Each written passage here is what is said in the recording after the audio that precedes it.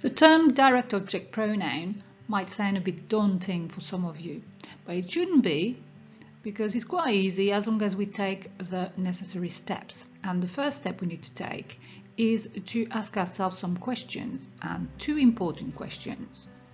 The first one is what is the subject in a sentence, and the second one is what does a pronoun do? The answer to the first question, what is the subject in a sentence? The subject in grammar is whoever or whatever does the action of the verb. For example, if I say the cat chases the mouse, who's doing the action of chasing is the cat. Therefore, the cat is the subject. The answer to the second question, what does a pronoun do? Well, it's very simple. It replaces a noun. We've seen personal pronouns, he, she, etc. Now there are different types of pronouns.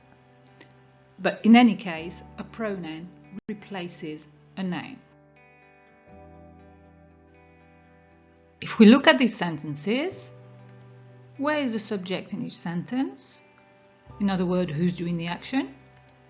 Here it is. In the first, it's I. In the second one is my friend. Third one, Laura. Last one, my parents. These are the people doing the action. Now, for the verb, the action itself, we've got in the first one, eat. The second one, knows. The third one, likes. And the fourth one, watch. This is the verb, the action.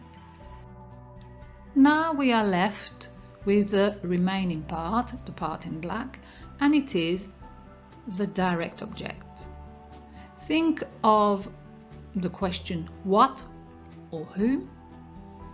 If I say I eat an apple, I eat what? An apple. An apple is the direct object of the verb eat. My friend knows whom? That girl. That girl is the object. Laura likes what? She likes cats. That's the object. My parents watch whom? My brother. That's the object. In fact, the object is the thing or the person that the action is actually done to. We say the object receives the action of the verb, if that makes sense. So to summarize, a direct object pronoun is a pronoun that replaces the noun that happens to be the object. So a direct object pronoun replaces the object. That's all it is. The reason why we use pronouns is to avoid repetition. So if we look at these sentences again, if I wanted to replace the object in these sentences, what pronoun would I use? So in the first one, I eat an apple, I would say I eat it. My friend knows that girl, my friend knows her.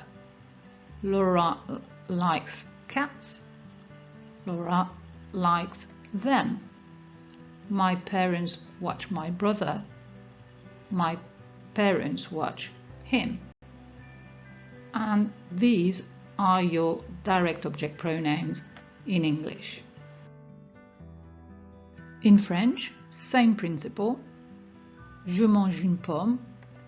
Je is the subject. Mange is the verb. Une pomme is the object. Il aime les animaux. He likes pets or animals. He likes what? Les animaux.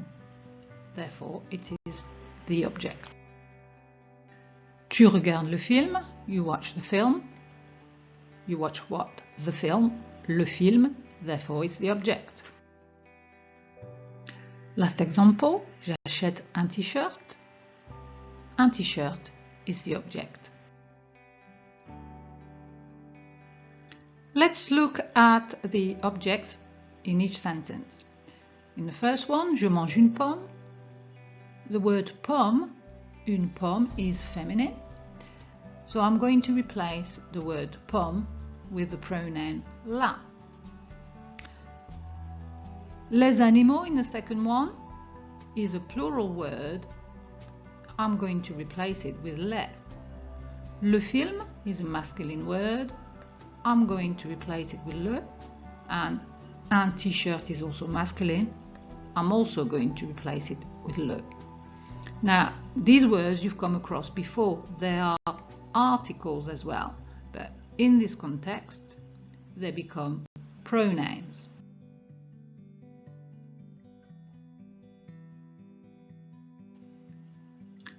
Here is the whole list of direct object pronouns in French. Me, te, le, la, nous, vous, les. I realize that some of these pronouns have different meanings sometimes. Like, for example, nous can mean we, or it can mean us. It all depends on its function in a sentence. If I say we, it's a subject pronoun because it's the person doing the action. But if I use nous and I mean us, it's because I've replaced an object. Just a little word of caution.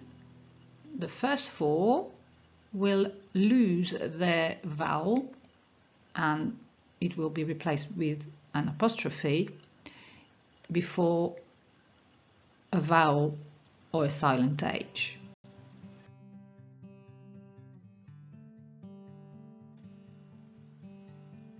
Now that we know what the pronouns are, there's one thing that we need to remember.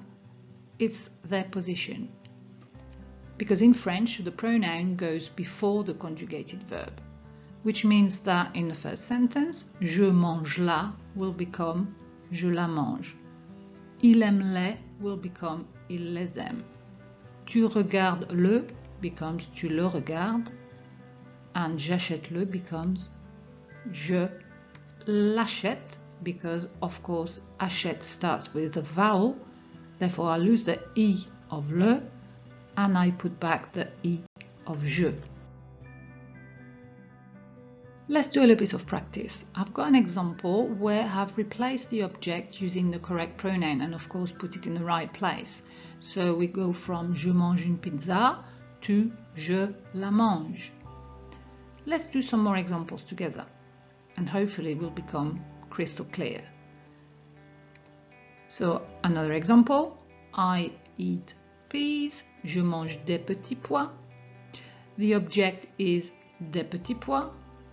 It is a plural noun, therefore it can be replaced with les. I'm going to replace it with les and put it in the correct place. Therefore in the final sentence I'm going to have je les mange. I eat them. Another example, Maria hates housework. It seems to be a recurring theme for me. So let's find the object in the sentence, the French sentence. It's le ménage. Le ménage is a masculine word, therefore it can be replaced with le. Therefore in the final sentence I'm going to have Maria le déteste. Maria hates it. Another example, you know Tom. Tu connais Tom. The object is Tom. It's obviously a masculine word, therefore we're going to replace it with le. In the final sentence, tu le connais. You know him. Next, you add the flour. Vous ajoutez la farine. The object is la farine. La farine is a feminine word, therefore it can be replaced with la. In my final sentence, I will therefore have vous la ajoutez, you add it, but we mustn't forget the rule of elision with la clashing with the a of ajouter, so I replace the a with an apostrophe. Vous l'ajoutez. It is much easier to say than vous la ajoutez. Last example, he respects his sister. The object is sa sœur. It's obviously feminine, therefore I'm replacing it with la. Il la respecte. He respects her. In negative sentences, je ne mange pas la pizza, I don't eat the pizza, the pronoun will go before the conjugated verb, as previously. So it becomes je ne la mange pas. In sentences containing an infinitive verb, for example, je déteste faire les courses, I hate to do the shopping, je veux faire les courses, I want to do the shopping, je vais faire les courses, I'm going to do the shopping, the pronoun goes before the infinitive verb. So we're going to end up with je déteste les faire, je veux les faire, je vais les faire. And of course we've got les, L-E-S, because course, the word course, is plural. Now for a little practice exercise for you, you have some questions in French with their translation in English. Your task is to answer these questions using a direct object pronoun.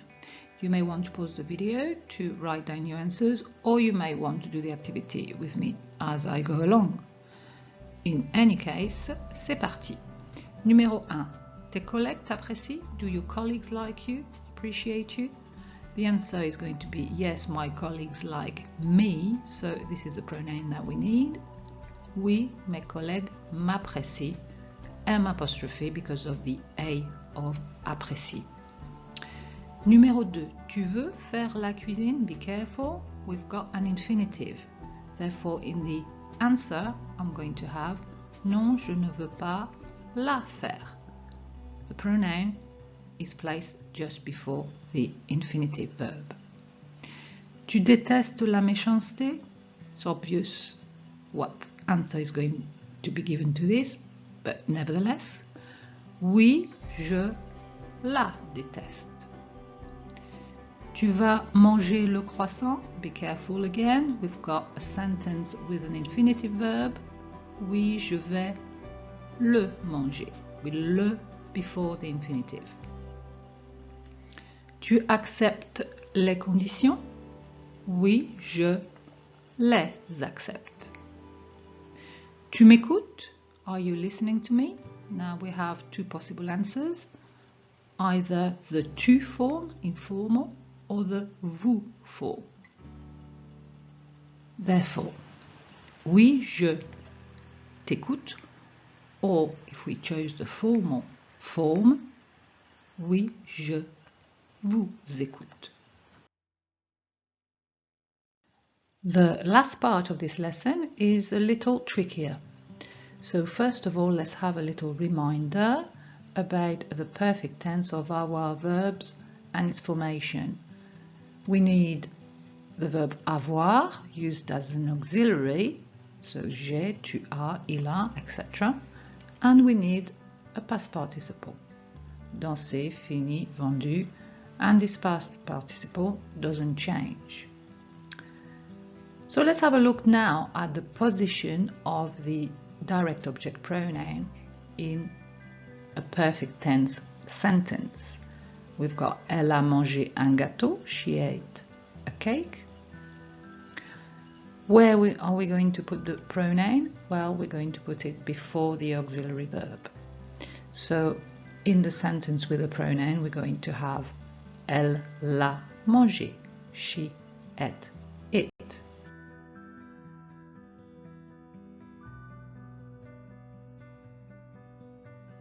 Now this is where things get a little complicated.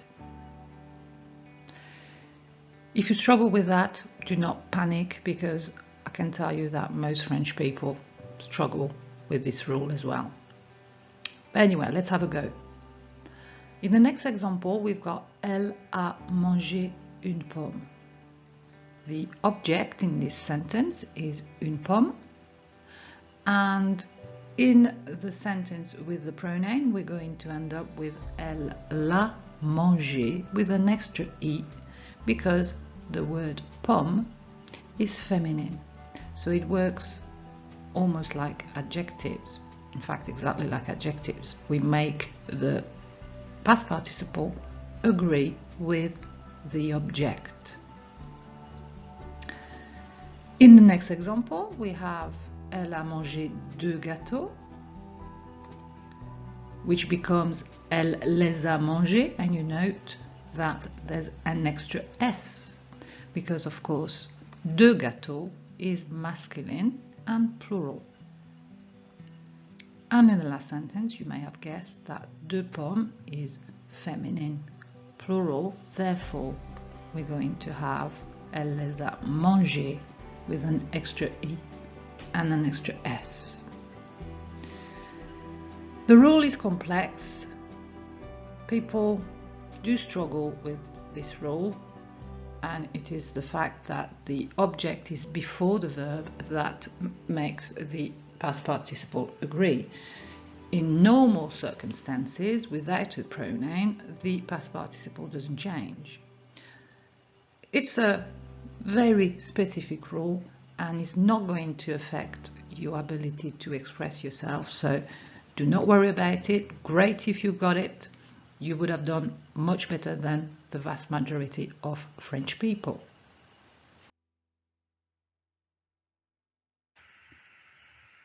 Félicitations, you've completed lesson 8. I'll leave you with a little follow-up task.